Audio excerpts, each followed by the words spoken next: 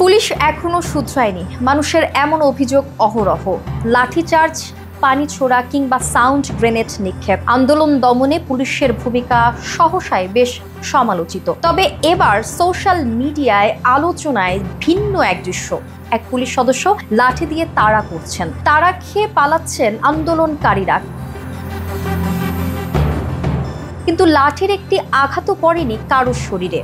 আন্দোলনকারীদের দিকে তেড়ে গিয়ে তিনি আঘাতও করছেন বিদ্যুতের খুঁটিতে, কিন্তু তার আগ্রাসী তেড়ে যাওয়াতেই ভয়ে দৌড়ে পালাচ্ছেন আন্দোলনকারীরা। পুলিশ সদস্যের এমন অভিনব কাজটিকে বেশ প্রশংসায় ভাসাচ্ছেন নেটিজেনরা। অনেকেই তাকে বলছেন মানবিক পুলিশ, কেউ বা আখ্যা দিয়েছেন কিং লিখে।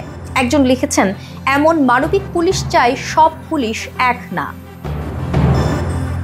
সোশ্যাল মিডিয়ায় ছড়িয়ে পড়া ভিডিওটির তরুণ এই পুলিশ সদস্যদের পরিচয় সম্পর্কে তেমন কিছু জানা যায়নি। তবে আন্দোলন দমনের মাঝেও যে মানুষ মানবিকতা খুঁজে পাওয়া যেতে পারে তারই একটি নজির রাখলেন এই পুলিশ সদস্য।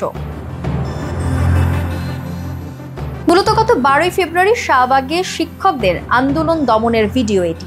রাজধানীতে নানান দাবিতে রাস্তায় নামছেন বিভিন্ন শ্রেণী পেশার মানুষ। অনেক সময় তারা অবরোধ করেন মূল সড়কও। রাজধানীকে সচল রাখতে পুলিশের ওপর থাকে বিশেষ চাপ। আন্দোলনের কারণে যানজট ও ভোগান্তি নিরসনে অনেক সময় কঠোর অবস্থানেও যেতে হয় পুলিশকে, আবার সেই কঠোরতার কারণে ভোগ করতে হয় নিন্দাও।